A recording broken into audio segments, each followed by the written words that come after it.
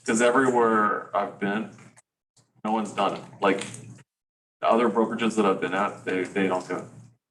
And I know you need a special license for it. So I'm pretty sure. I mean, I'm not an expert in it because I've never done it. But I'm pretty sure you need a special license. Keller Williams Corona. You can, yeah.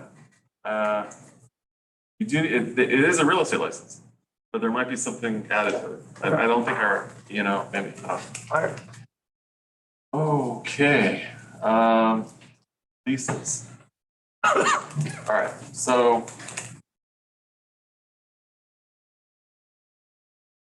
let's see. I want to share my screen. So,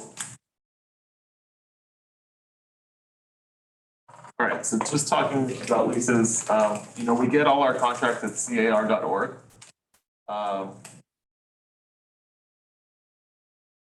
This is where we're going to find our contracts. So I thought today was going to be a light class on leases, but you know what? Leases are the most powerful contract in real estate. A lease is the most powerful contract in real estate. Why do I say that? Because a lease survives foreclosure. Not much stuff survives foreclosure. If there's a property that has a tenant in it and they have a lease and the landlord stops making their payments and the property goes to auction and someone bids on that property at auction and they win it, the lease, they can't kick out the tenant who has a valid lease. So that is a very powerful contract that survives foreclosure. Pretty, just something to know. So now the question is, who are we representing on this lease? So we're going to start with the lease listing agreement, okay? And I want to talk about where the forms come from. So we have a lease checklist, right? So in the you guys have access to the Google Drive for KW. We have a shared Google Drive, and then I also have my resources. So in my resources folder, I have something called AWBH transaction checklists. So there's also checklists on the Google Drive. In the checklists folder, I have residential, and then I have a special folder just for leases. So just showing you again. In my shared folder, AWBH checklist, and then residential, and I'm going to click for leases. So in my lease folder, I have this checklist, the KW checklist, and then there are 3 Keller Williams addendums. I'm gonna talk about this lease money disposition form, but here, let me open the checklist. I'll see. There's not a lot of forms to lease. There's not a lot. You get that through CAR. This is our brokerage's checklist. Our brokers. So this will be in the shared Google Drive or in my resource folder under checklists. Residential lease checklists. Now, I don't think we have a lease checklist for commercial. I don't think so. Commercial leases, I don't do commercial leases personally. Commercial leases are attorneys. If someone is going to be in a commercial lease, they really need lawyer representation because there are so many what ifs in commercial. I know we can do it, but you might have a mom and pop building that's a small commercial building and they have their own lease. But I would always recommend, if I was representing a tenant in a commercial lease, to have an attorney review it. Always. It's really not something I want to get involved in because it's very more complicated. Residential, no problem. Let's do it. Residential. So here's our checklist. Let's just look at it real quick. So the first thing we're going to need is the lease listing agreement, and that's if we represent the landlord, right? We'll need a lease listing. and we will look at that one today first. There's a new form here called the rental property owner disclosure. This is something that just appeared in June of 2023. This is brand new. And even today when I was, or this morning when I was looking at the forms, there's actually there's a newer form now. So there's two forms. One is meant to be given to the listing agent when they take the listing. And then there's another form very similar, which is meant to be given with the lease. So never before have there been disclosures required to be given to a tenant. CAR did not require it. And now all of a sudden, this past month, they are. I guess there has been a lot of issues where a tenant would move into a property and they would say, the landlord didn't tell me about the situation, you know, and the tenant wants out of the lease. They want to try to break the lease. And it must have caused just so many issues that CAR just finally said, you know what, I think it's time that landlords disclose potential issues to tenants before they move in. So these forms now exist. They never did, they're brand new. Okay, then number 3 is the residential lease agreement. So this is the one that will be, it's usually filled out by the listing agent, the lease. So if you bring a tenant to a property, really, if you're representing the tenant, all you really need to do is be responsible for the application. That's really it. You're going to make the application. You will send a link to the application for your tenant to fill out, and then you'll submit that to the listing agent with a nice little email. You know, this is a great tenant. This is the reason they're going to be fantastic for your landlord, and that's it. And then the other agent will hopefully be preparing the lease, and then we will send over our Keller Williams disclosures to add to them. That's really it. Bed bug disclosure, tenant flood hazard disclosure, those are going to be included in number 3. They're attached. Then we have an agency disclosure. The agency disclosure just says we're representing them. It says what the duties are for an agent, what an agent is, and what their duties are. Just honest dealing. Now, according to CAR, or the DRE, an agency disclosure is not required for a lease under 1 year. Okay, I don't know why. If there is an agent involved, there should be an agency disclosure. I don't know why it's not required, but it's not. But every brokerage that I know does require it.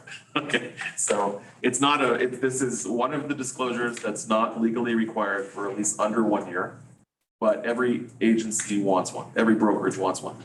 I'm assuming because we represent clients and they want that agency disclosure. Also, that tenancy could turn into more than a 1 year if the tenant just stays and renews, right? So, and if we want to collect a commission on a renewal, we need to have an agency because it's going past 1 year. So the best time to get it done is right away, you know, now, not later. Okay, so there are some other disclosures about carbon monoxide and low flow toilets, low flow shower heads, water heater and smoke detector statement of compliance. It's basically just a notice to the landlord saying, hey, water heaters need to be strapped so they don't fall over in an earthquake. And you need smoke alarms in every bedroom or hallway leading to a bedroom. So if this was a bedroom, there would need to be a smoke alarm in here. There would need to be one right outside that door, and there would need to be one right outside that door. So smoke alarms required in a bedroom and a hallway leading to a bedroom. Lease rental, mold, and ventilation addenda. 20 years ago, mold became a huge issue. Mold has always existed in the environment. It's always been there. But for some reason, 20 years ago, there was a whole hoo-ha about mold. So, and then insurance companies stopped carrying, like, it would be one of the things they don't pay out on. So anyways, we have a disclosure, and it's basically just saying mold exists in the environment. And if you find elevated levels of mold anywhere, notify the landlord. The landlord, if it's extensive, it is something that could break a lease, basically. So if something is uninhabitable will break a lease, right? And the landlord's not going to be responsible for uninhabitable. If it's uninhabitable, that can break it, and the landlord's off the hook. You know, unfortunately for the tenant, they'll have to find a new place. And then lead-based paint disclosure, it's going to be for any property from before 1978. They used to, when they made paint, it had lead in it. That's just how they made paint. So most paint, 1978, pre-1978 had lead.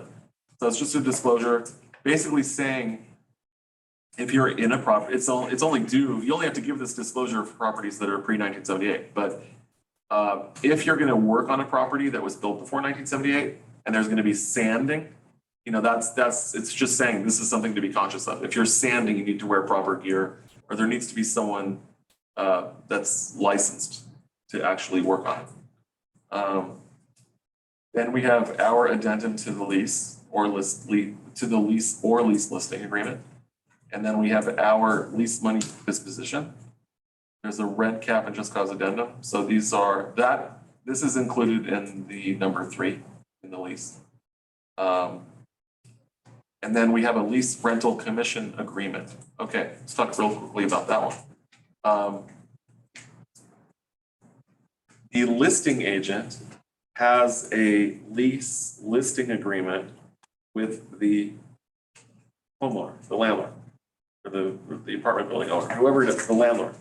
The landlord has signed a contract with the listing agent for a commission payable, right? So those are the only people that have a commission agreement, the landlord and the listing agent. Now we come in, Keller Williams, Beverly Hills, with our tenant. We don't have a commission agreement, anything signed. We're relying on what's posted in the MLS for our commission, right? What the lease rental commission agreement does for us is, in this contract over here between the landlord and the listing agent, there's a part in there that says if the tenant buys the property, there's going to be a commission paid. Tenant buys? Yeah, what if the tenant buys the property? We brought the tenant. Right. They end up buying the property. This contract protected this agent for that commission, but we don't have anything, right? There's nothing in our lease that's going to get us a commission if our tenant that we brought buys that property. So we have this lease rental commission agreement that we include with our lease, protecting us if our tenant buys the property. And it also talks about renewals. If You're the listing agent and you're presenting the tenant and the seller. If you're representing both, then you don't really need this, because it's already spelled out in your listing agreement. Okay. Your listing agreement already says that there's going to be a commission if the tenant buys it. If you filled it in, right? You got to fill it in. It could be blank. Don't leave it blank. We'll look at it. And then we have the move-in inspection. This used to be one form called the move-in, move-out, and they just recently changed it to 2 separate forms. All right, so that's our checklist. Checklist. The checklist is our go-to. So again, if you're representing the tenant, the only thing you're going to be doing is sending them an application, and I'll show you how to do that. And then the KW Beverly Hills forms you'll be sending to the listing agent once they're starting to write the lease. You'll just say, hey, can you please include these? Let's take a quick look at the lease money disposition. This is really important. Okay, so this is how we get paid. Sounds important, right?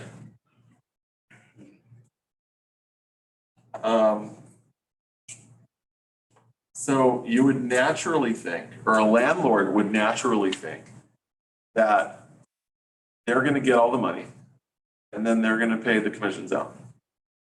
Right? So as a landlord, you're gonna get first month in security. Right? You're renting your place, you're gonna get the first month and the security. You're agreeing to pay a commission. So once you get your money, you'll write the checks for the commissions. We don't do that. Brokers don't do that. If we did that, we would never get paid. Right? We're gonna give the landlord all the money and then we're gonna say, oh, can you please give us our commissions now, please, that we earn? And the landlord's, yes, of course, I'll come pick up a check, yes. And oh, can you come back tomorrow? If we did it like that, we would have a collection agency in every brokerage, right? So we don't do that. The way we do it is, we have our commissions given to us by the tenant when they make their initial money for the landlord. Okay, so looking at this, let's say the security deposit is $20,000 and the first month rent is $10,000. Okay, let's just say we're dealing with a $10,000 a month rental. $10,000 a month rental, security deposit is going to be 2 times the monthly rent. Okay, let's talk real quick about security deposits. The total security deposit you can collect, anyone know? 2 months. 2 months. 2 months security is the maximum you can get on an unfurnished unit. 3 months unfurnished. That's the maximum. Now, what happens if you have a pet and you want to get a pet deposit? All combined deposits can't exceed 2 months for unfurnished or 3 months for furnished. Okay? So if you're already collecting 2 months of security deposit on unfurnished, and then there's a pet coming in, you can't get more money. So this is talking about combined. The maximum combined security deposit you can collect is 2 months for unfurnished, 3 months for furnished. Okay. Now, we have a situation where we have a $10,000 a month rental, and then there's a 2 month security deposit, which totals $30,000. Everyone with me so far? Mm-hmm. Okay.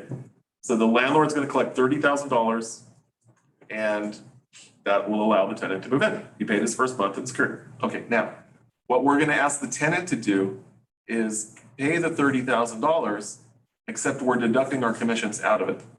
So I'm going to pull up a calculator. 3% is 3,600. Yeah, so basically if this is a 6% listing, now you need to confirm with the other agent what the commission is, because he might have signed a 6% listing and he's only giving you 2.5%, right? I always split it, 6%, 3. I always split it, but there are agents who get the 6 and give 2.5, you know, they do, because they're thinking I have to pay a photographer, marketing, right? So, okay, let's just assume that it's 6% split. So the way that the commission is calculated is you have $10,000 for the monthly rent, and we're signing a 1-year lease. That's 10,000 times 12 months is $120,000 is the total value of the lease. That's what we're getting paid on. So we're going to multiply that 120,000, there's going to be 6% commission. We're going to go times 0.06. So 7,200 is the whole commission divided by 2 is 3,600. So each brokerage is going to get 3,600. So commission for the listing office, whoever that is going to get 3,600 payable to listing broker. And then commission for selling office, which is us, 3,600 payable to that broker. And now, how much was the landlord due? 30,000? Yeah. So the landlord, instead of getting 30,000, he's going to get 30,000 minus 7,200. 22,800. So the way that we're filling out this Keller Williams lease money disposition is 20,000 security, 10,000 first month's rent equals total move-in 30,000. Commission to listing office 3,600, commission selling office 3,600, and then for the landlord 22,800 payable to the landlord. So we're collecting our commissions up front. Is this a routine everywhere? Or This is everywhere. If it's not done like this, the agent at that brokerage is doing it wrong. Okay, then they don't know. But this is how it's done in every brokerage. This is how it's done, because what would you do if you represented the tenant on a brokerage that didn't do this and the landlord didn't pay? Yeah. Right? I mean, it's a problem. What are you gonna do? You're gonna go to Michael Rosales, you're gonna say, Michael, I didn't get paid on my lease. And he's gonna say, why didn't you take the money out? We have this form, why didn't you ask for the money up front? And you're gonna say, well, the other broker doesn't do it like that. Then he's gonna have to call the office manager of that brokerage, and he's gonna say, we didn't get paid. And the office manager is gonna say, I know, we're contacting the landlord, he keeps promising he's gonna pay us. So now what could happen? Because it was advertised in the MLS, that commission is paid, that other brokerage is responsible for the commission. They will have to pay, the brokerage will have to pay, because they're the ones that have the contract with the landlord, and we're relying on their MLS stated commission. But it's up to our office and our attorneys and Michael to go after it, right? So hopefully everyone's gonna cooperate, right? So this is, if we do it like this, it's the best way, the only way, yeah. Do we actually control the move-in money as a representing the tenant? Great Do we question. get the money? Whenever we touch money, it has to be registered with the broker. Right. So that's a great question. Whenever you guys touch, we don't want to touch money that doesn't belong to us. But however, if we do receive a check from the landlord and we're the ones getting to the landlord, we're supposed to register the check with Veronica. So thank you for bringing that up. Veronica does have a piece of paper that'll say, you'll make a copy of the check on the copy machine, and it'll say who's in possession of the check. That's basically it. Who's in possession of the check? How much is it for? What's the check number? And then that you're going to give that to Veronica, that you're in possession of it. When you give delivery to the landlord, you'll take the same form and you'll just say given to landlord on such and such date. And then you'll give that to Veronica. And that's it. There needs to be what's called a trust log for the broker for any money that the broker touches. So going deeper into my question, do we actually deposit that check and then break it up? No. Based on, No. So there's going to be 3 checks made. okay. We're asking the leasee to submit separate checks. Yeah, okay. So they're going to make 3 checks. One to Keller Williams, one to the other broker, which could also be Keller Williams. Then it would be 2 checks. And then one made payable to the landlord. Okay, understand. And then it'll total the total move-out cost. Yes. So it says here, the total amount due to the lessor, to the landlord, must equal the total move-in less the listing and selling office's commission. All checks must be a money order or cashier's check. Again, very important. We don't take personal checks because personal checks can bounce. Right? What happens when we collect personal checks? The tenant moves in and then everything bounces. We got a problem. Yeah. Right? So we only want cashier's checks. We can also take wires. So Veronica will give you wire information. Yeah. You said you get the commission from the tenant? From the tenant, correct. I mean, the tenant pays the rent to the landlord or the listing agent. Correct. So he is supposed. No, we're only talking about the first initial move-in, the move-in Oh, money. the moving. Only the move-in. Everything else is gonna go directly to the landlord. Once we create the landlord-tenant relationship and we are paid and the tenant moves in, we're out. Right, Everything else is between the landlord and tenant. We don't get involved in it anymore. right. We're done. Our job's done. Yeah. In my search for a tenant, I found a listing that said specifically that the commissions are paid out 30 days from execution of contract. In what? In where? Where? In MLS, In the MLS. agent remarks. In the agent remarks. Oh, you're talking about an individual agent who put in his remarks that you're gonna have to wait 30 days for your commission. Yeah, that's messed up. Okay. That's messed up. Okay. I wonder if the broker knew that. Okay. So, okay, now, you don't wanna like narc on your other agent, right? So keep in mind, we always wanna have good relationships with other agents. You're gonna meet them in the future on another property. If you're ever having a problem with another agent, and you call their office manager and say, I'm having a problem with your agent, and then that office manager starts talking to, like, think how you would feel if all of a sudden your office manager said, hey, I need to talk to you. Yeah. Right? You're gonna stay away from that agent forever, right? You're gonna hate that agent for calling you out on whatever, with the office manager. Right. So you just gotta be careful, like relationships, how it goes. You're smiling, is there in a situation? Yeah, I was thinking you're right. We're all gonna deal with these crazy agents. There's a lot. There's crazy people in every industry, especially in ours. Right, so. I had a question. I didn't understand when you said the pet deposit cannot exceed. So what I'm saying is the total combined deposits can't exceed 2 months' rent on unfurnished. So if you have a security deposit, let's say it's $10,000 a month rent and you're collecting a $10,000 security deposit. You can have a $1,000 or $2,000 pet deposit. But you can combine a smoking deposit, a pet deposit, regular deposit. All the deposits total can't exceed 2 months. So if you're already collecting 2 months, you can't call it something else, Oh, right? That's the maximum you can get for security. You can get non-refundable. I don't want to talk about that. I don't think you're allowed to have non-refundable. You can't have a non-refundable deposit, but you can have a cleaning fee. cleaning You fee? can have an exit cleaning. You can charge a cleaning fee on exit, yes, but you can't call it non-refundable deposit. If you call it non-refundable deposit, then they can dispute it. But if you call it a cleaning exit fee, that you're allowed to do. Can you take the cleaning fee of the deposit when they leave? Suppose they leave a lot of mess.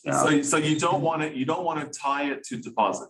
If they're paying, if you're putting in the agreement that there's gonna be an exit cleaning fee, don't talk about it. Suppose you have a tenant, I had a tenant who, when he moved, he left a lot of junk and the Right. stuff in there. That's something that's totally different. So at the end of a lease, What do I know? there's gonna be a walkthrough, Yeah. and then you're gonna give a state, or the landlord is gonna give Right, as a list to the landlord has 21 days to return the security deposit. right, 21 days for a move out to return the security deposit, right. and then they can deduct damages, unpaid rent, or, if maybe a cleaning But from the security, from the security right, deposit. that's what I'm saying. Now, a landlord has to give that money back within 21 days, or they Yeah. may be liable for 3 times that monthly. Yeah, I know that. I have a question. Yeah. So say a tenant is looking for like a lease somewhere, like an apartment. Are they gonna pay more if they have a realtor? And if they just do it themselves? So the question is the landlord advertising commissions, right? So if it's in the MLS, yes, the landlord is paying commissions.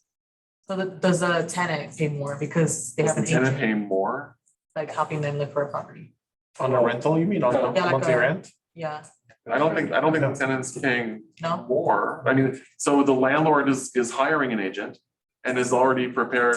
They're factoring in the commissions already in their asking. Yeah. It's not that much. I mean, it's not that much. So we're not getting rich off leasing But like unless we that do a person lot. that's looking for property won't pay more because. Now, if you're driving around a neighborhood and you see it for lease by owner, and that's not in the MLS, sometimes you're gonna see a banner in front of a building and it says call, space of a vacancy, call this number. So that might not, if it's not in the MLS, there's no commission agreed to. Okay, So then what you're gonna have to do is call the number yourself and say, do you pay commissions?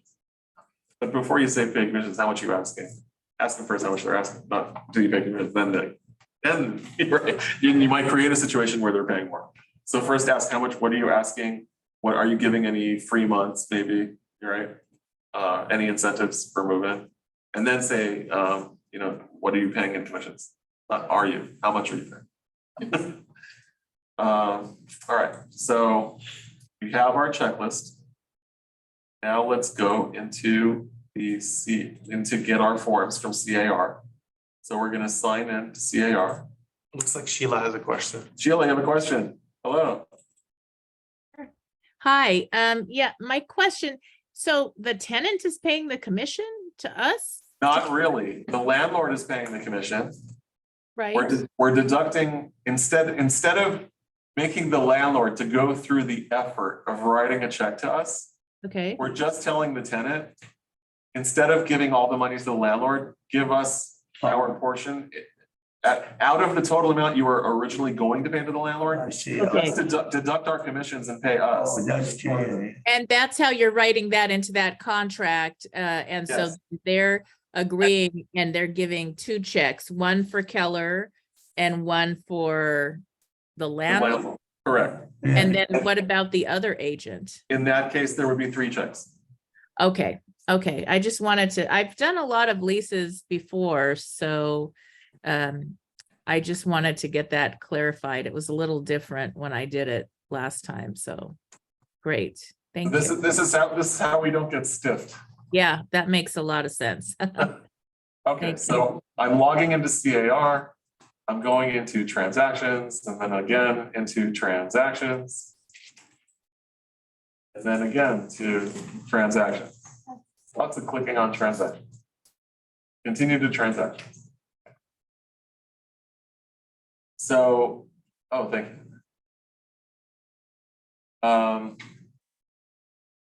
All right, so we logged into CAR and what we're gonna do is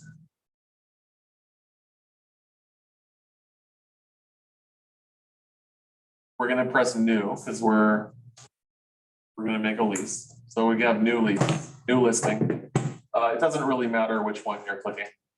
This is just for categorization purposes. So let's pretend that we are getting a lease listing. We can still call it, it doesn't, new lease, okay. Well, there's a lease listing button. Yeah, There's a lease listing button. Yeah. yeah. Wow. New lease listing, I love it. Let's click that one. Okay. So we're gonna call this, whatever, 123 Maple Drive. And then it's a residential active. Okay, there's an important button here. Rent-free tenant screening, yes or no. So if you see, make tenant screening simple, check the box and we'll email you a link that can be shared with applicants. Collect a completed rental application along with credit, criminal, and eviction-related proceeding reports. Applicants pay $38, but there's no cost to you. Learn more here. Okay, so when we create this here and we select yes on the rent-free tenant screening, and then we go save, I was just emailed a link from Rent-Spree that I can share with my client that they can fill out an application totally online, and it'll get emailed to me when they're completed, when it's done.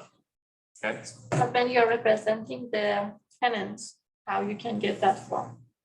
just like that, just like what I just did, because I'm going into CAR on here, and I'm doing a new lease listing. Yeah, but from the seller side, you're on the seller side when you're going the lease listing.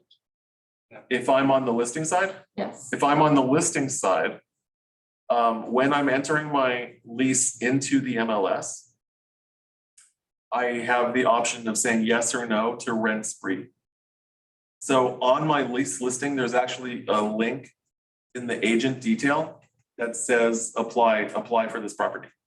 So I can tell the other agent, go to my listing in the MLS and click apply. Send that link to your client. Right? Yeah, Rent-Spree has made it really easy for us to get applications. And it has background check, everything. We don't have, and before we would have to subscribe to an agency that ran credit. And we would have to collect that fee and then pay it with our credit card or whatever. So this makes it so easy. The tenant goes online, they fill out all their information, they pay. It's really wonderful. What is it called? Place of live scan. Live scan is the thumbprint. Right. So that's for government stuff. That's like government background check. This is just credit check. And then they do, there is a background check to make sure there's no evictions, eviction history and criminal record. So that's what they look for. It's a soft inquiry, right? So it's a hard inquiry, actually. It's a hard inquiry. I believe it is. I believe it is. It'll appear on your credit as rental inquiry. Okay. Okay, so I prepared something called lease class here, just with all my forms. So agency is something that the agency disclosure is this is the form that says, you're hiring me as I'm gonna be representing you. So I always use an agency. If you're dealing with a lease that's longer than 1 year, you need to check this box in that upper left-hand corner. It says, if checked, this form is being provided in connection with a transaction for a leasehold interest exceeding 1 year, as per civil code section, blah, blah, blah. So just don't forget, if you're signing a 2-year lease, you need to include this form and check that box. And then you need one of these for each agent, for the listing agent and for the buyer's agent, for the tenant's agent. Okay, so this is the agency disclosure. So you have the name of the landlord. If there's 2 people that own the property, you'll need both of them to sign. And then Keller Williams Beverly Hills is the brokerage. Here's our license number. You'll put your name and your DRE number. And I'll upload this as a contract in the shared folder for you guys. So you'll have the template.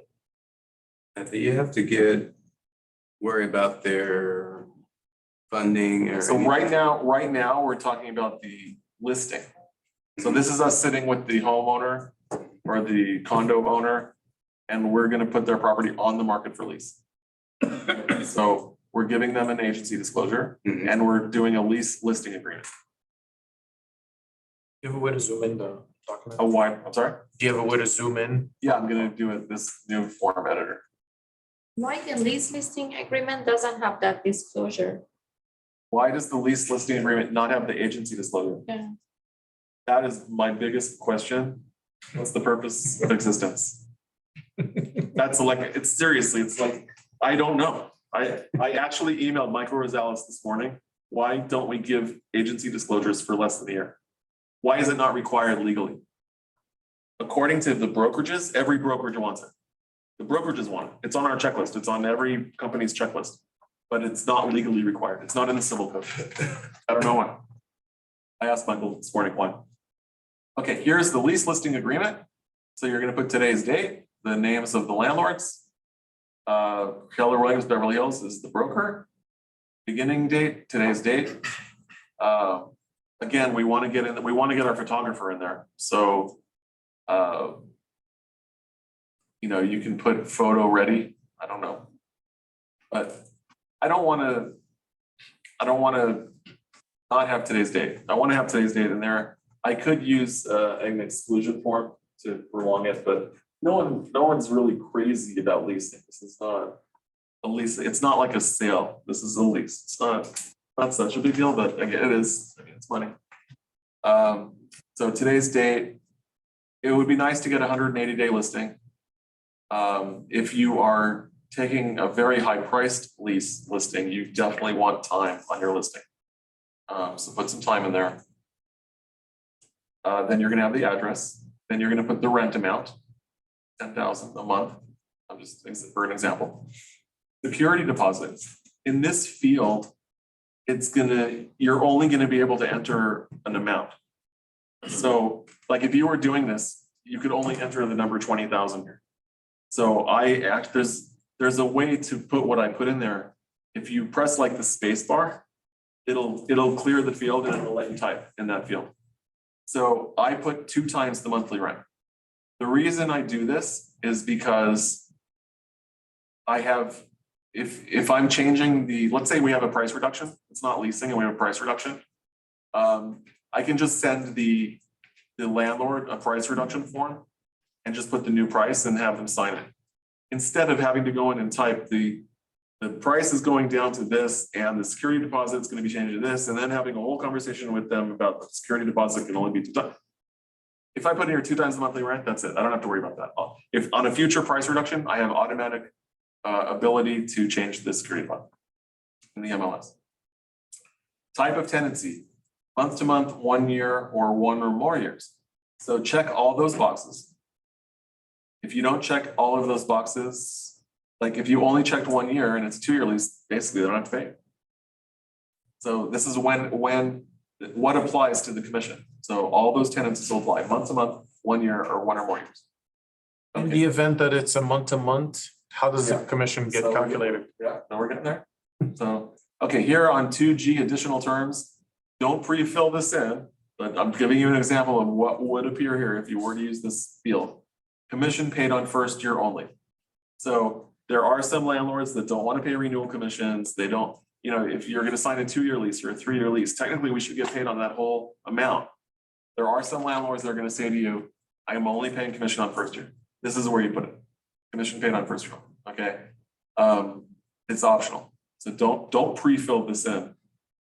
Okay. Okay, so here we go. We're talking about commission. So we're talking about the RPO is the rental property owner. So there are these new terms that they're using in this lease. It used to only say landlord before. We have 2 new terms. One was rental property owner, and we have housing provider. These are brand new terms that are very recent that have been incorporated. So. This Okay, is all to be. RPO also living stands for concurrent. bank-owned property. that's REO. Oh, This is RPO. Okay, so notice the amount or rate of real estate commissions is not fixed. Okay, so that's why we fill it in. 6% is what we're gonna ask for our lease. And then it says here, 6% of the total rent for payments due under the lease. You can get a flat fee, but we normally do percentages. Okay, and then it says for month-to-month rental, either, I put here 50% of 1 month. So why would a landlord pay 50% of 1 month? Because there might be an insurance person calling that needs a short-term lease and they're willing to pay double what you're asking just for a short term. Short-term rentals have wear and tear, right? Furniture is moving in, moving out. Anytime there's moving, there's wear and tear on a property. The landlord has the right to ask for more money. And also just be aware of the time of year. Like, you know, I don't want to have someone move in and then they're going to move out like November 30th. And then I'm stuck with a property over December and January, the holidays. Like that's just be aware of timing also. But we want to get paid. If our landlord agrees to the month to month, we want to get paid 50% of 1 month. We're going to be splitting that. And here is where it says, if the rental property owner within 180 days after the end of the listing period or any extension thereof enters into a contract to transfer.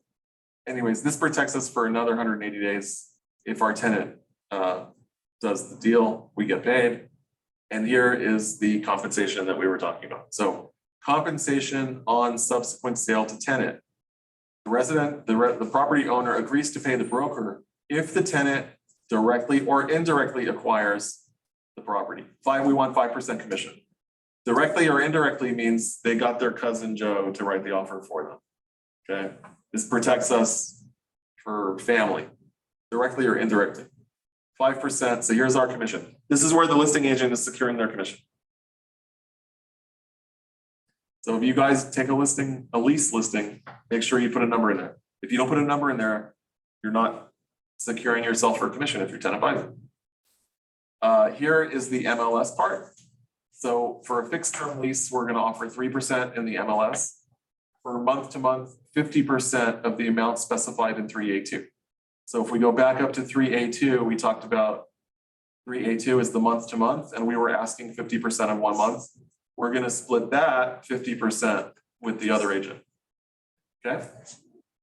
Again, you guys will have this template to work off of. Tenant payments, okay. This is the important part, very, very important part. The following are due and payable to the residential property owner, unless otherwise specified. First month's rent at execution, security deposit at execution. Execution means signatures, both parties are signing, executing. Broker commissions deducted from initial funds due to RPO at execution. Okay, this is the conversation where we're explaining to the landlord that he's not getting all the money up front. He's gonna get his money and the commissions are coming out of it. This is where it starts. So we're preparing him for the future when he sees that KW the disbursement form, how it says the money is being divided up. So we're already preparing him for that. The broker commissions are deducted from the initial funds due to RPO. I used to say landlord, but I'm just following their language. the following to be payable to RP, okay? If you're gonna put a lockbox on the property, you wanna check that box. We are gonna check this box that we're putting a sign on the property. I checked this box for the agency disclosure. It came unchecked. I checked it. We're providing an agency disclosure. And then that's it. The landlord will sign, you'll sign. You will sign, put your name there, you'll sign next to your name. Okay, here is the new form. So you can see it says here revised 6/23. It was created June of 2023. This is a brand new form. Rental property owner disclosure. So this one says intended to be provided with a lease listing and with a residential lease. So this one is going to go with the lease.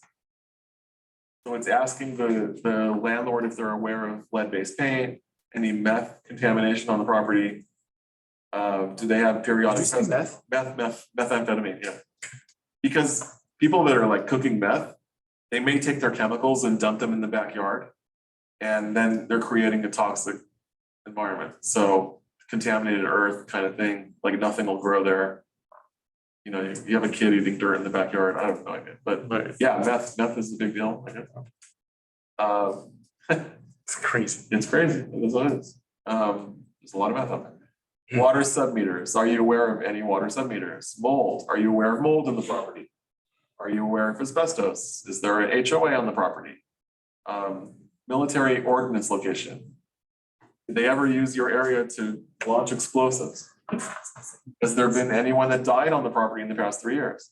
This was never asked before for a landlord. This is all brand new. Other material facts that the tenant should be aware of. So, you know, this is a new thing where a landlord is disclosing to a tenant. Does it say also is in the noise area, like in the airplane path? Yeah, I mean, does it say that? it doesn't say that disclosure. I mean, in neighborhood noise, that same thing, or It doesn't say that, but you could put here, you know, 5 blocks from the fire department, you know, near airport nearby. You could disclose it if you wanted to, but they're not buying the property. Right? Yeah, I know, but you have to, you didn't tell me that it's a noise over here. I don't like it, you know. That was the one that goes with the lease. It says with the residential lease. And then here's another one Oh. that is only for, in the questionnaire, intended to be provided with a lease listing, not with the lease. So we're asking the landlord to fill out more stuff, but we're not giving it to the tenant. So what is that? Was the property built before 1994? Water heater, carbon monoxide detector, smoke alarm, pool safety, bed bug, Prop 65, about employees, gas meters, electric meters, water meters, permits, parking, storage, trash pickup. Now, this is stuff that might be important to us as the listing agent that we can disclose to the tenant. What are the parking spots? What's the storage situation? Are pets allowed on the property? Right? You know, you have keys to all the locks. Do you have keys to the mailbox? What's the situation with getting mail? Is there a laundry room if it's not in the unit? So these are things that are actually helping us fill out our listing and describe our property. So that's cool. Fair housing, we can't discriminate. California Consumer Privacy Act. Basically, there is no privacy. There is none. But you have to give that questionnaire to the tenant. It's a tab, yeah, this is a tab, the first one, yes, No, this one. not the second one. Really? Yeah, it says here, not with a lease. Intended to be provided with a lease listing, not with a lease. And then the one on top of it says intended to be provided with a lease listing and with a lease. Or, This is brand new. This one like just appeared like yesterday. Like, I didn't even know this existed. I just put a new lease in the MLS 2 weeks ago. This form wasn't there. This is like the SBQ, right? yes, It's like a seller property questionnaire, yeah, but it's a mini seller property questionnaire, yeah. But we're talking about a lease. We're not talking about a sale. But I guess there have been enough problems where tenants moved in and said, I need to break my lease. This is not cool. You didn't tell me about this. There have been enough of those to where they finally said, we need some type of disclosure. So the first one goes to the landlord and. First one, well, they're all filled out by the landlord. One of them goes to the listing, one of them the listing agent keeps, and one is he's supposed to provide with the lease. All right, so now we have all these forms. Let's just look at those real quick. So what do I have in here? I have my agency disclosure, my lease listing. Okay. Now I'm going by the Keller Williams checklist. I have a residential lease. I have water conserving plumbing fixtures, water heater, smoke detector. I have a lease rental mold addendum. I have a lead-based paint disclosure if the property was built before 1978. I have my lease rental commission agreement, right? If I'm representing the tenant, I want to make sure that my future commissions are protected. If my tenant buys the property or there's a renewal, right? That's how I'm protecting myself. Because only the listing agent has something signed with the landlord. I need to get something signed protecting my commissions as the tenant's agent, right? Here are our Keller Williams forms. One of them being the lease money disposition. And then there's a move-in inspection. And then there's a hazard, there's your hazards. And here's a parking and storage disclosure, which I'm including for condos that talks about parking and storage. If there's assigned spaces, what that story is. Okay, so let's just look at the lease real quick.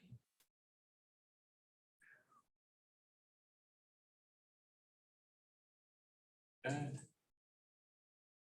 All right, so here's the lease. Again, if you are the tenant's agent, you're probably not going to be filling this out. If you are the listing agent, you're the one going to be filling this out. Wrong. Okay, today's date, name of the tenants, name of the landlords. Now you're going to be referring back to the application. Remember the tenant filled out an application? So that's where you're getting the tenant's name, their phone number. I have a question. I'm saying, Yeah. if you have a situation where the students are renting, there are 4 or 5 students, and you need their parents to co-sign them, where do you put the name of those students there? Additional. So if I'm a landlord, I'm I sorry. have 5 different students applying to be tenants in one place, One I'm prayer. a little scared. Where I have this situation, I have party, that means parties, girls over. Like, assuming that is, there's, assuming my that, property's getting destroyed and that's scary. assuming that is a good student and is okay. How do you get the parents co-sign it and like, put the name of all the students and their family there? How do you do it? Every single person over the age of 18 needs to fill out an individual application, Oh, yes, okay. right? Because what happens when one student moves out? Right, Then right, they want to have a new student come in and take his place. right, right, You as the landlord need to know who's in your place. Because if you have to evict, every single person needs to be named on the eviction. right, okay. So you need to make sure every person over the age of 18 fills out an application. And then if someone's going to move out and someone else is going to move in, the landlord needs to approve the new person moving in. They'll need to fill out a new application. Right, And the landlord has the right to say, I don't approve that person. right, yeah. Okay? So as a landlord, I have to protect my property. So you write Five guys from college moving in is not who I really want. Now, Yeah, I can't discriminate, right? I don't know if that could be considered discrimination, maybe, I don't know. So I just have to be careful. I have to evaluate everyone's credit. That's not my ideal tenant. My ideal. no, but if you're That's destruction. right, right, That's loud music bothering all my other tenants. Parties. Yeah. That's the kind of tenant. You have that tenant? You have that tenant? I had one that 2 years in a row. Okay. They were very good. I mean, there's no, You're very lucky. You're very lucky. You're very lucky. All right. before that, I had the police coming and. Exactly. That's what I'm talking about. The police. Yes, exactly. But the problem is it destroys the other tenants. Right, You have great tenants that now want to move out, right, right? Because of that. So Right. that's the problem. So Right. if I'm managing a property, I'm paying attention to who the tenants are right, that I think are going to get along with the other tenants. Yeah. Because I really want to have a nice, quiet building, no problems. Everyone gets along with each other. That's really what I want. as a if the landlord. house near the university. But if I deny somebody though, it has to be based upon income, credit, only money. That's Right. the only thing I can deny someone. Right, okay, sorry. Okay. The lease contract is designed for 2 signers. The lease contract is. Two signed, yes. Signed by the tenant and the housing provider. If you have, Right, I mean, on the tenant side, there is 2 spots for somebody to There's 2 sign. spots, but you can have 5 initials in that space. So you just manually add. Yeah, you just, and when you go into DocuSign, you'll drag everyone there. Okay.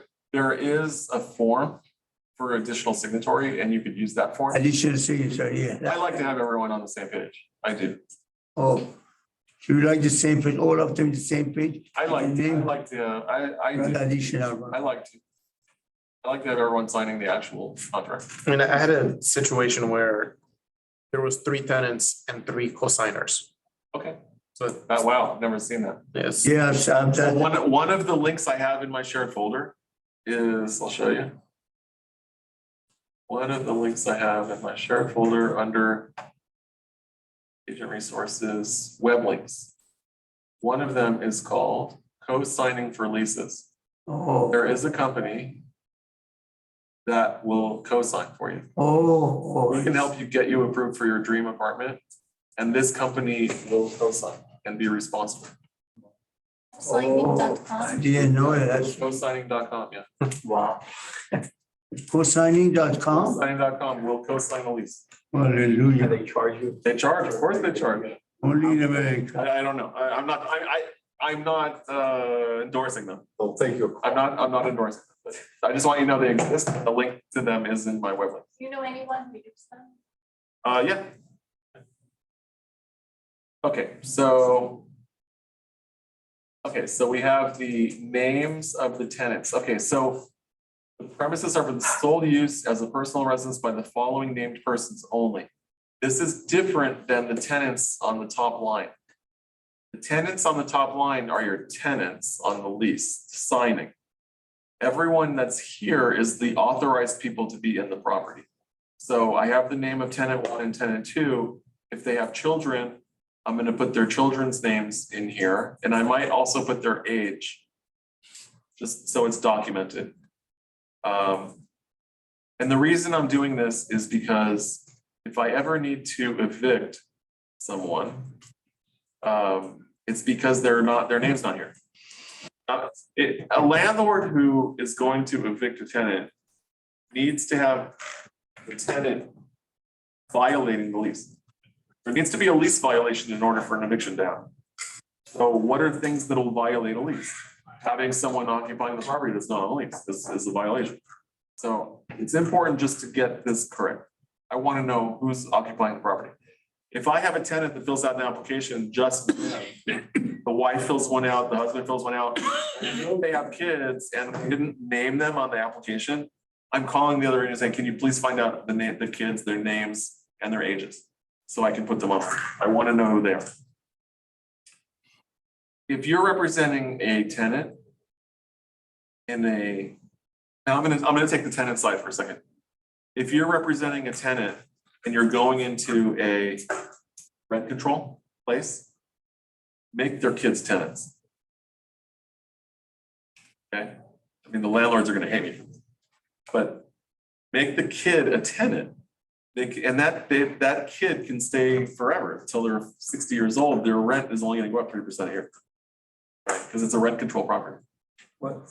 When You want to say it again? If You're you're, representing a tenant with a kid yeah, and it's a rent control property. Get the kid's name as one of the tenants. but Don't put the kid is them on underage. 1B, put them The on. kid is underage, is not responsible. Just put them on, just name them as, Oh, a just, name them as a tenant because then they're a tenant in a rent control property. oh my. Yeah. I can't just be landlord based. Nobody can fool you, I'm telling you. I'm telling you. That would be perfect for I'm always the, looking for a loophole. that would be perfect for the People's they Republic can't of Santa Monica, increase the right? rent, Yes, I'm sorry. if you put that name, they cannot increase. Well, what's gonna happen, right? You can only increase what the city allows. So if it's a rent control property, the city is only gonna allow, every year they publish what they'll allow for rent increase. Yeah. So, Was that every year they but probably, now, now the kid who was 8 years old, who's now 30 years old. The landlord is like going crazy. They're paying $500 a month rent on a $5,000 a month place and they're a tenant. There's nothing they can do. That rule only apply for a kid, not. No, no, it's technically what you're saying is you need to be 18 in order to sign something, right? But I'm just saying, put the kid's name. We'll worry about it later. okay, But if you're representing the tenant, all right, you put him. okay.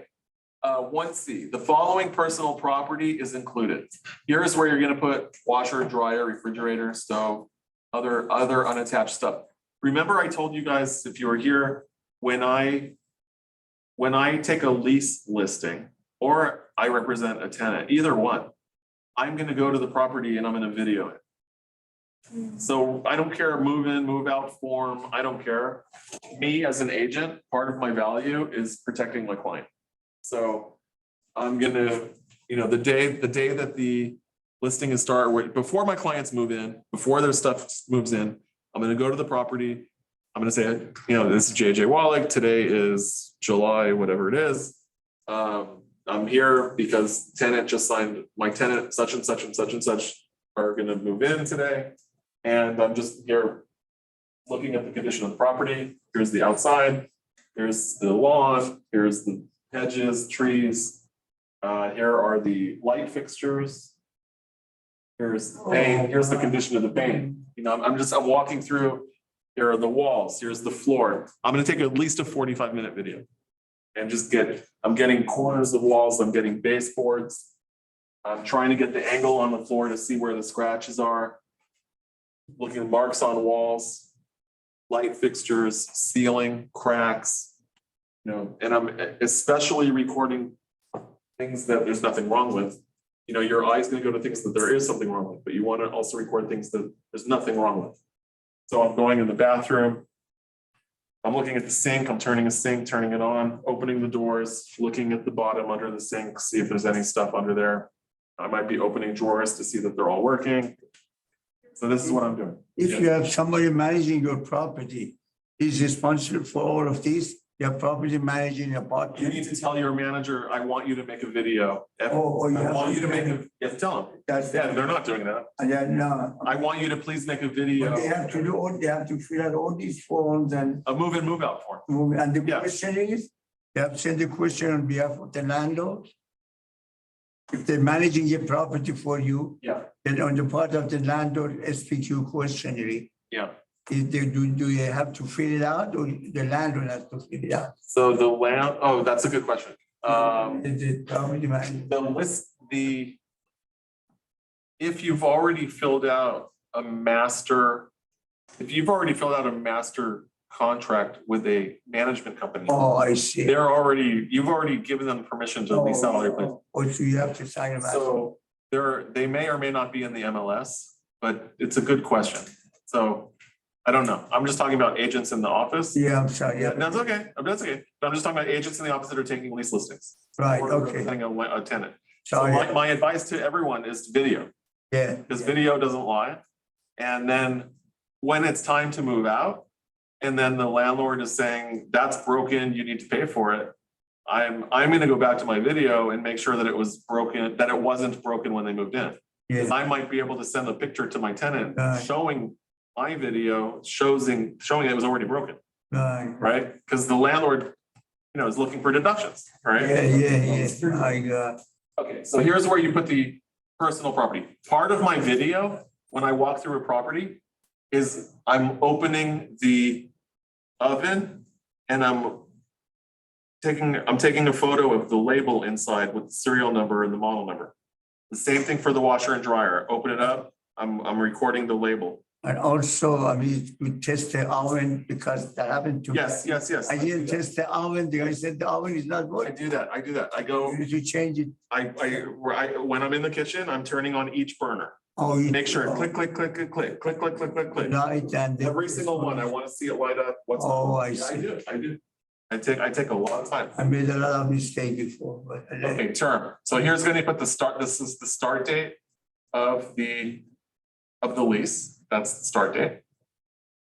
And then it's going to be month-to-month lease or a lease. It's probably gonna be a lease. And then you're gonna put the end date. This agreement shall terminate on such and such date. Now, your start date and your end date. If you start a lease today, July 27th, your end date is gonna be July 26th. 2024. If you have a start date of the 27th and the end date is the 27th, that is a lease over 1 year. And then you'll have to have that agency disclosure with that checkbox marked. right? Okay. All right, so it's gonna end. Basically, if it starts today, it's gonna end July 26th at 5 PM next year. At 5 PM, that's reasonable. I mean, they should be out, place should be clean. I've seen some people say it should say 11:59. No one's getting the keys at midnight, right? 5 PM, they should be out. You're not gonna get a dispute. Okay. Tenant agrees to pay $10,000 per month for the term of the agreement. No problem. Rent is payable on the first, right? And is delinquent on the next day. If the commencement date falls on any other day, the tenant's paid one full month's rent in advance, rent for the second calendar month shall be prorated. Okay, what does that mean? It means, let's say your tenant starts on the 15th. What if you have a tenant moving in on the 15th of the month? Okay, you're not gonna collect 2 weeks rent. You always want rent payable on the first. Let's start with you. You want rent due on the first. You don't want rent due on the 15th of every month because they moved in on the 15th. If you have a property that has a bunch of different tenants and everyone has a different rent due date, you're gonna go crazy. Everyone rent is due on the first. Okay, so what do we do as an agent or landlord? We want them to pay 1 full month plus the security deposit up front. Month 2, they'll pay the prorated amount. So if they're moving in now on the 15th and they technically are only paying 2 weeks in for the rest of the month. So what we're gonna do is we're gonna collect a full month plus security deposit now. Next month, they'll pay the 2 weeks rent. Oh, It'll get prorated on the month 2. So let's read it again. If commencement date falls on any other day, then if commencement date falls on any day other than the day rent is payable in paragraph 3B, which is the first, and tenant has paid 1 full month in advance, rent for the second month shall be prorated, and tenant shall pay 1/30th of the monthly rent per day. So it's even telling you how to calculate it. So according to accountants, when we're calculating days of rent, we are dividing by 30. There's no, some days have 28, some have 30, some have 31. A month has 30 days, according to accounts. A month has 30 days, a year has 360 days, not 365. 300. So a month has 30, a year has 360. That's just according to accounting procedure. It's just how it's done. All right. Payment is going to be by personal check. Now we're talking about the monthly payment. The monthly payment by personal check, money order or cashier's check. You can even check your wire or electronic payment. yeah. Now, if you're going to collect money by wire or electronic payment, you don't have the ability to refuse the payment. So if someone makes a partial payment, you can't refuse it because it's going to get deposited into your account automatically. They said that they're gonna pay by this. So I'm just saying it could create an issue where you've accepted a partial payment. And then the next month they give you the same partial payment. The next month they give you the same partial payment. They could make a case that you have agreed to take a lower payment.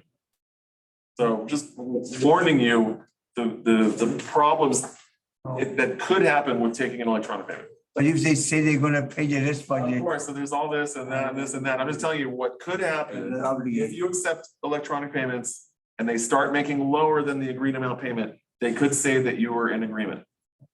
Okay, The landlord or? the landlord, Yeah, the landlord. they could, the tenant could say that the landlord agreed to Right. the lower amount. Hallelujah. Okay, rent shall be delivered to the landlords, okay? Tenant agrees to pay, here's the security deposit. Tenant agrees to pay $20,000 security deposit. Security transferred to, make sure you don't forget to check that box. Transferred to and held by the owner of the premise. Security deposit's not going in someone else's account being held there. It's going to the landlord. It's not being held in any trust account. All right. We're talking about the security deposit. Security deposit should not be used by the tenant in lieu of payment of last month's rent. There's a ton of tenants that want to not pay last month's rent and they say, take it out of my security deposit. Mhm. Do not ever let that happen. Don't let that happen. It's in the agreement here that they will pay the last month's rent. If they take it out of the security and they destroy the property, the landlord's got nothing, you know. It happened to me Of before. course it's happened. Happened to me Of before. course it's happened. I was threatened, don't come to the house, you know. Right. Security deposit will not be returned until tenants have vacated and all keys returned. Very important. Okay. Okay, move-in costs received. So here's where we're talking about the move-in costs. This is where I'm checking cashier's check. The other one I said personal check, you can pay the rent by personal check, no problem. But here we're talking about the move-in.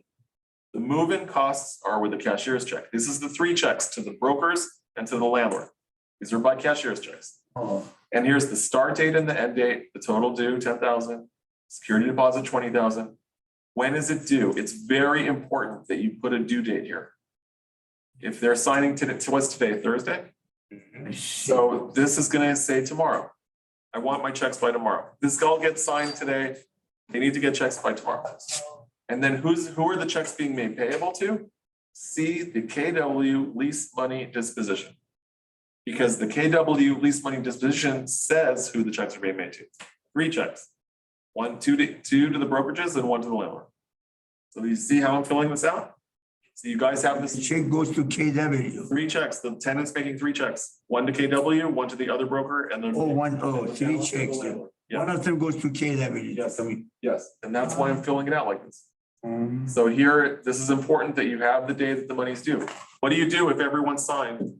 The tenant signed and the landlord signed, you have an official lease. The tenant has money due and they don't pay. There needs to be a due date there. Otherwise, the money may not be due until the lease starts. They used to be delinquent in 3 days, when they Okay, said so- now it's 1 day only. Okay, now there's a new form. There's a new form that will allow a landlord to break the lease. It's basically a notice to perform to a tenant. But Yeah, so just letting you know, there is a form for it, but hopefully you never have this problem. Just put a day here and say CKW lease money disposition. Okay, return checks. If a check is returned, so it'll be considered late within 5 days, right? Let's see. If any installment of rent due is not received within 5 calendar days after the due date, or if a check is returned, tenant shall pay an additional sum of 6% of the rent due as a late charge. it was due 5 days after. 6% is the maximum we can charge in California. I'm putting the maximum. Okay, parking. Parking is permitted as follows. So depending on what kind of property you guys are leasing, I mean, I don't know. I'm just saying, like, let's say this is a house, so you can park in the garage, the driveway, and also on the public street, subject to whatever parking restrictions there are, right? If they have street cleaning, you know, I don't know. Yeah, Public street parking, subject to restrictions. Right to parking is included. Okay, storage, I'm not checking this box here. Unless maybe if it's a condo, I will check that box and say storage unit length, right? Sometimes the landlord may want to keep the storage and keep their own cleaning supplies and building supplies in the storage unit. And it's not going to come with storage. So I'll just say it's not coming with it. If it's a house, you're going to check this box, except for tenant's personal property contained entirely within the premises, storage is not permitted. What we're talking about here is having a tenant that calls one of those those pod companies, and puts a pod on the property.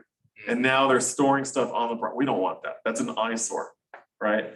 So we're saying, except for the tenant's personal property contained entirely within the premises, storage not I permitted. see. Yeah, we don't want some crazy, all of a sudden we have 5 pods I in saw. the front of our house. How about the plant? I heard some situation where the guy had 50, 60 plant in the. Plants, Robert, That's a good one. was a marijuana that's a problem. good one.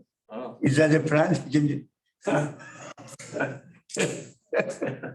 I don't I know. guess you have to put the, He's allowed to have the legal maximum, right? Or whatever that is. the whole yard was full of the plant going up.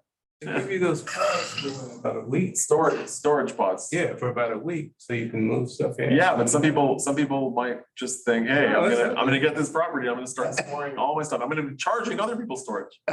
Oh, right? so yeah, they still have a few days to. Yeah, but this But just not gives the landlord the right to say, hey, that's not cool, it's a violation of my lease. Not 2 or 3 weeks later. Okay, utilities. Tenant agrees to pay all utilities and services. And if you're in a condo building or an apartment building, You can say, you can put water in there, like they're not gonna pay for water, because that comes with the HOA.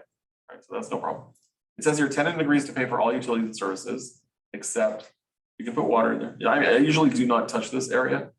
The tenant does, unless, you might also have a property that's fully furnished and the landlord pays for all services. Right? So you can put here, this is where you put it, landlord pays for all utilities. If you're on a property that has a sub-meter, then you would check this box. So you're gonna read through here and just make sure that it applies to you. Okay, housing provided, here's the part about the move-in. Condition of premises. Tenant has examined premises. And then this is asking about the move-in form. The housing provider will deliver to tenant a statement of condition within 3 days after execution of this agreement, or I check prior to the commencement date. So remember the move-in form? The move-in form is gonna be blank and it's gonna come with this. We are asking that the tenant fill it out. We're gonna give the tenant a blank form for them to fill out. If they see any issues, note it in that. So the tenant's failure to return it within that time, 3 days, shall be deemed that the tenant acknowledges the condition. It says as stated, which means we should really be filling out. The landlord should be filling. But again, I take a video. I do a video. I don't know. I could probably give that form and say video, see video. I could do that and have everyone sign off and everyone has a copy of the video. That is perfectly fine. It says tenant will, if you check these boxes, you're asking the tenant to provide a list of things not operable. All right, here's an important part, maintenance and reporting. So tenant shall water the garden. If you have a house that you're leasing, the tenant needs to make sure the things are getting watered. Oh, I didn't know that. If the tenant is paying the water bill in the house, you're gonna check that box. The tenant shall, I'm sorry. The tenant in the house is probably paying the water bill, but we wanna make sure they're water. So maintenance has to do with the gardener. Who's paying the gardener? Is the landlord paying the gardener or the tenant paying the gardener? This is where you're gonna check. So that's maintaining. Check the party responsible for paying the gardener. Okay, the next one is a blank space. Who's paying for? Check the appropriate box for any other items like the pool spa. So, if we're leasing a house that has a pool, who's paying the pool man? So that's always the question. Who's paying the gardener? Who's paying the pool man? And this is the place where you do it, the housing provider or the tenant. Now, this is an interesting box here. It says that the following items of personal property are included in the premises without warranty and the housing provider will not maintain them. So this has to do with, remember this up here at the beginning, we talked about the following personal property maintained pursuant to paragraph 11 is included. Washer, dryer, refrigerator, stove. This is referencing paragraph 11. So we're talking about the personal property that's there. And now let's go back down to paragraph 11. And paragraph 11 is saying here that in G, the following items of personal property are included without warranty. So if any of those items that they break, the landlord's not going to fix them. This is the place to have that item. So let's say you're leasing a condo that has a really old refrigerator. And you're not fixing that fridge. Let's say you have a house that has a sub-zero fridge. And that sub-zero has caused you so many problems. You're always having someone come fix it. You tell the tenant this is a problem fridge, and the tenant says, you know what? Let's just leave it for now. If there's a problem, I'll put my own fridge. Or just not even sub-zero, just anything. If there's a washer dryer and the landlord knows it's a problem washer dryer, and they tell the tenant up front, you can use the washer and dryer as long as you want. If it breaks, don't call me. But you have to make sure, is it in there that they have, they're responsible? You have to put here in this 11G that the landlord is not going to be responsible for that. It says 11G. following items of personal property are included without warranty. The housing provider will not maintain it. This is the place if the landlord is not gonna be responsible for that I appliance, see, I put it see. there. Because if nothing is there, the landlord will be responsible for every appliance that the property comes with to make sure it gets used. Yeah. Okay. Oh, Just idea. letting you know that it exists.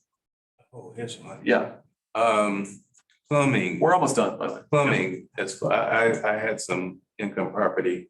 They had kids and they had a lot of flushing things down the toilet. So when the plumber comes out, make sure that they write down in their invoice the cause of the problem.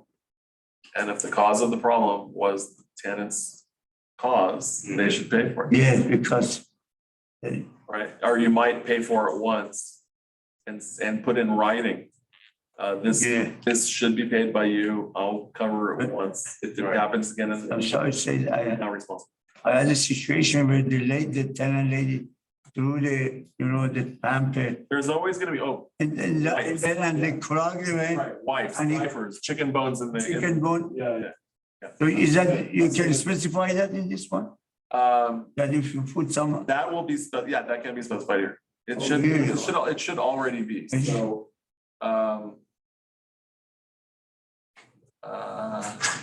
she had kind of garage and she just did that to the house. yeah, okay, well, we'll look through that, we'll look through it. But meanwhile, just wanna get through it. Okay, Keys and locks, tenant acknowledges receipt of at commencement, 2 keys to the premises, 2 keys to the mailbox, 2 keys to the common area, if there is a common area, 1 remote to the garage.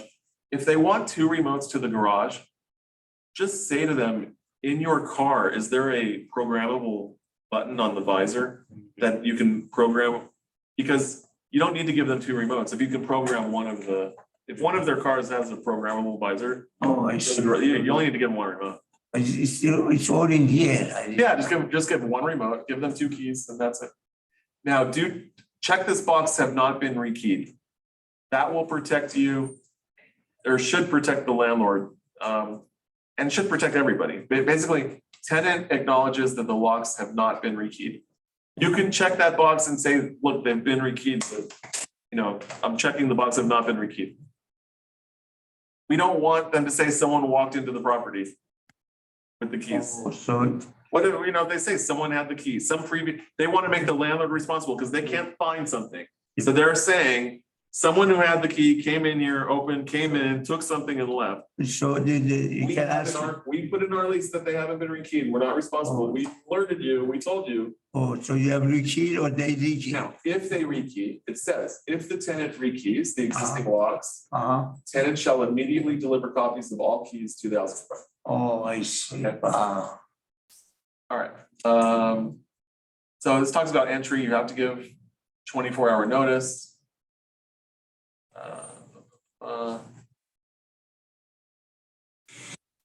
That's really it. Here's a place for insurance. It's saying that the tenant is advised to carry tenant's insurance, renter's insurance, to protect tenant from any such loss or damage. Because it says here that this housing provider is not liable for their personal property. So this is an advisement to them to get insurance. Here you can require it. I want my tenant to have renter's insurance. Oh, you can require them? Yeah, here, and you can require the amount that you want. Yeah. And it's not only are they getting tenant's insurance, renter's insurance, they're naming the housing provider as additional insured on their policy. But you can't do it after the lease is signed, you have to do it before the sign. You can ask, yeah, that's a good thing.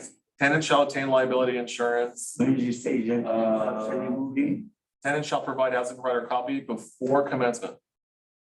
or before they move in, they have Before they to. move in. Yeah, you can demand it. It's affordable. Yeah, I know. Yeah, it's not that much. It's not that much money. It's not, renter's insurance is not, it's not, JJ, on the lease, is there a max on the insurance that you can? not that I'm aware of. Because you could be renting a $50 million property. Okay, notices may be served to the following addresses. So usually the tenant will be served at the property, usually. And then the housing provider, wherever they want to get served. Nobody wants to get served. Okay, here's a place for attorney's fees. If there's a landlord tenant issue, Usually attorney's fees get awarded to the winning party. The contract just calls for $1,000. You can't hire any attorney in LA for $1,000. So we can bump it up to 2,500, you know, I see. you can, I mean, whatever. So who pays 2,500? Usually the winning party Or do we have their attorney expenses reimbursed. invest 20? Now, if there's a landlord tenant dispute, we don't get involved. But there should be mediation before it gets crazy, like hopefully they can work it out. Here's disclosures, mold disclosure. If it's a house, we can ask the tenant to be responsible for pest control. Check that box if it's a house. Because in California, the law is that the landlord's responsible for pests. The landlord is responsible for pests. But if you check this box, it makes the tenant responsible. It makes it what? The tenant responsible, but it has to be agreed to now. Otherwise, the landlord will be responsible. If you don't check that box. But if they don't do it, We're talking about a house, we're talking about a house. yeah, if they don't do it, you can't enforce them, can you? You can force a landlord to spray. I mean, the tenant, you can. Can you, yeah, you can say to the tenant, Thank you, JJ. yeah, thank you. You can say to the tenant, yeah, my whole building has cockroaches because of you. Like yes, you can say that for sure, but you have to prove it, You have right? to, You have to prove it, because they all hide as soon as you open the door. How are you gonna prove it? that sounds. Alright, we're including a resident, if you check this box, it's gonna include the environmental hazard booklet. It gets automatically added to the transaction. Here is a confirmation of who the agents are involved in the transaction. So you'll have to say who's representing who. And then when does agency end? So you're gonna check all these boxes that apply. When does agency end? When am I no longer involved in the deal? After the tenant takes occupancy, keys have been given, the tenant does their walkthrough, and they fill out the move-in inspection. You could uncheck that one, and you could. I'm a full service agent, so I'm sticking around. This is a box for if the tenant is paying you. It just exists. Paying what? If the tenant is if the tenant's the one paying commission, you can check that box. Do you have any more for water bed if they bring a heavy material like, what if they bring a heavy thing in the garage and fill the garage with the thing? Is there anything that you can feed the tenant? I don't know. Look, there's all these what ifs. There's like unlimited what ifs. You just have to put in there for protection. Yeah, you have to protect yourself. Right, okay. That's really it for the lease. Everyone signs it, and then there's a bed bug disclosure. There's a flood hazard disclosure. How you know if the property is in a special area, like a flood hazard area, you'll go to ZMIS. And you'll have to look it up. It's zmis.lac.org. It's one of my links in the web links. ZMIS for LA. If it's not in the city of LA, you'll have to find out, where to get that information. You meant .la.org. Maybe. Yeah, but that's for LA. That's for LA. I don't know if it does every city. I don't know. Fair housing, again, no discrimination. And then there's just another little mold thing. Okay. So that is that. We have the agency. The only other form I want to look at real quick is the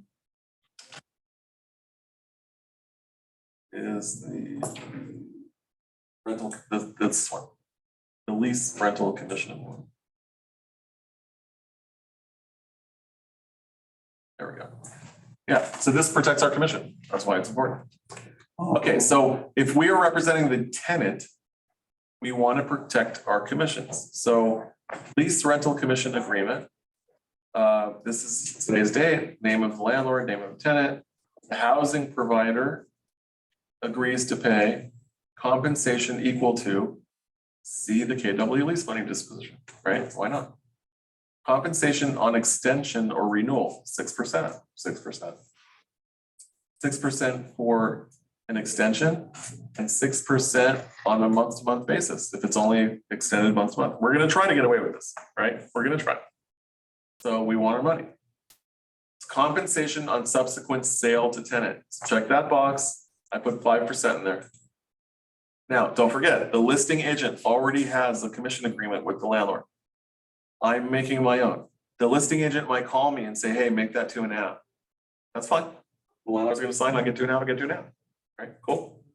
This is gonna get split with the other agent, but always try to get this signed. Just send it to him, try to get it signed. That's it. That's all I got for you guys today, so.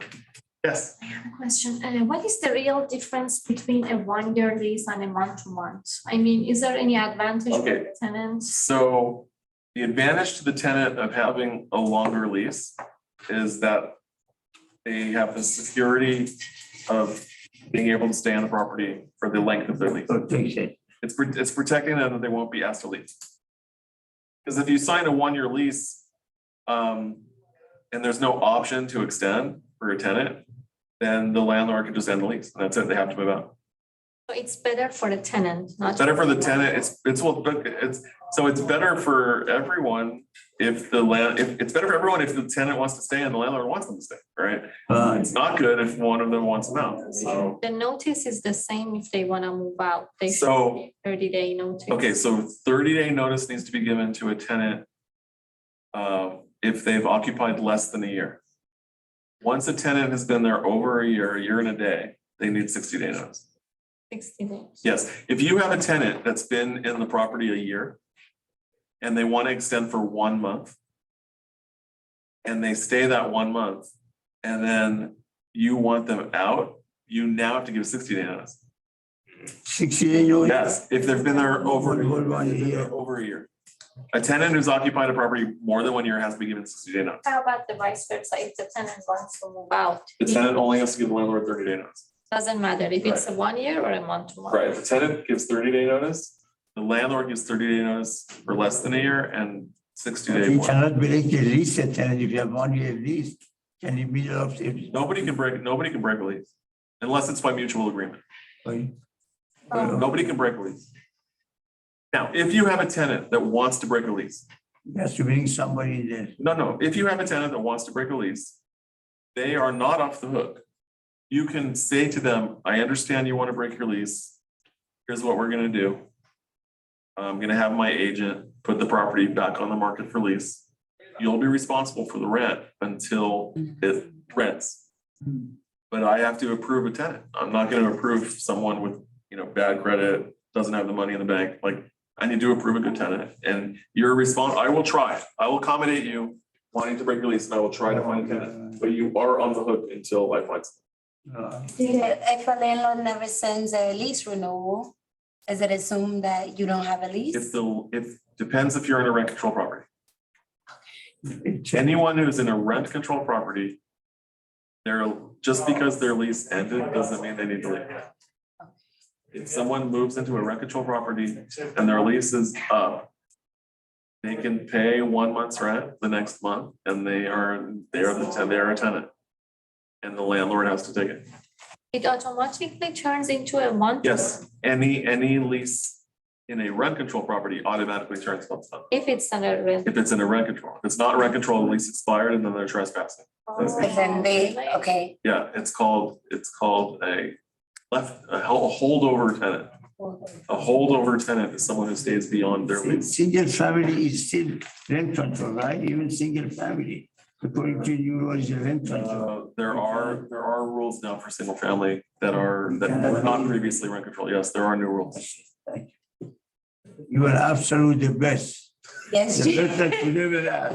I will only share. You don't know how I don't know. I'm gonna tell you, I don't know. No, you just, But I can share what I know. you're so meticulous, every point, every. I've seen a lot of games. I know how to avoid a lot of games. Thank you And very anything much. that I learn, I share.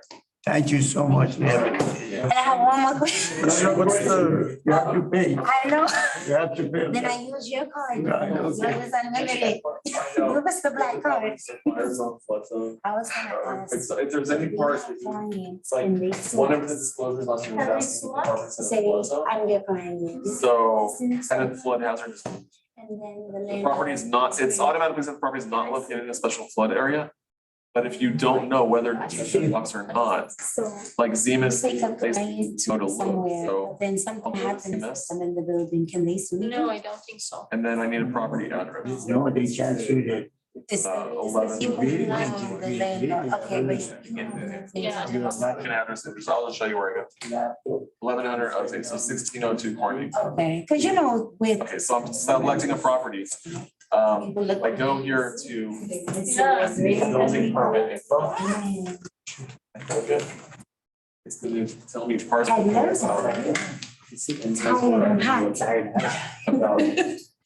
Actually not, but I am. So now I know it's, if it said yes, I have to check the box. So this is for city of Los Angeles, but if it's not city of Los Angeles, this is not the place, like I have to go to somewhere else. That's it. Yes, That's all. okay. This was the person get a credit. Yeah. When it was done. It's gonna be this.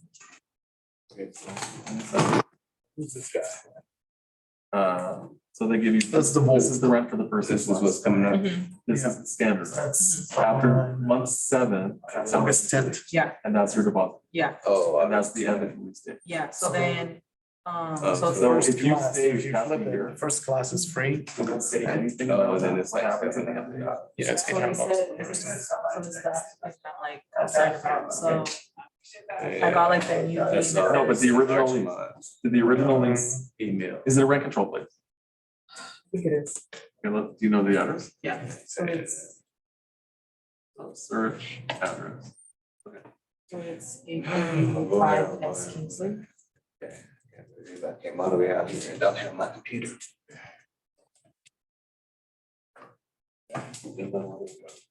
Oh, we're gonna go to actually assessor. No, this is- I think it's-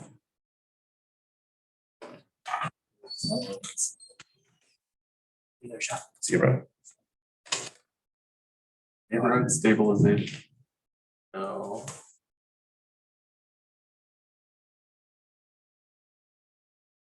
Zemas. Like this, which was Oh, after. yeah, the- so, okay, so like the property was built in.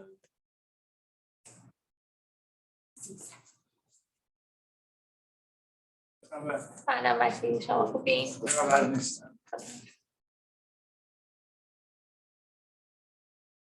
Property was built in 1990. It's not right. Oh, no? Is that- It can means do- they can do whatever they want, basically. Really? But I mean, and no. There are county and state laws now Mhm. about rent, so I'm not really sure. I don't, Yeah. the answer is I don't know. Okay. I would call LA Housing and give them your address and ask them. Yeah, so pretty much they, after the lease, Oh, now that's the way they want now? this is what they want now. Okay, so actually, so let's just start with that. So, I finished my credit, so what was it before? 27, 27.98. okay, 2798, and now they want I want 28.33. 2833. So they're only raising the I was rent looking for by you yesterday. 1.2%. Even if they sit it on the Yesterday. contract, Yesterday was They're only tough. raising the rent 1.2%. Today- Oh, God, here we go. That's not, Oh, it's not. so I should not say you should anything. not say anything. 1.2%. That's nothing. So They my could go thing, way more than that. so my thing was like, they said that it was gonna change like that when the lease is done. Well, that. So when it was Right. renewed. Correct, correct. Yeah, but they're only raising your rent 1.2%. So I should not say anything. No, 1.2%. Okay. Yeah, you're very lucky. Okay. No, really. Yeah. No one gets the rent raised only 1.2%. Okay. Yeah, you're very lucky. And don't forget, water, they pay water, No, we pay water. you pay water, okay. Yeah. Because, utilities have gone way up, gas, water, gas, it's all gone up. But 1.2%, you're in good shape. Okay. Yeah. All right, bye, guys online. Thank you for being here. Bye. Okay. Is an AD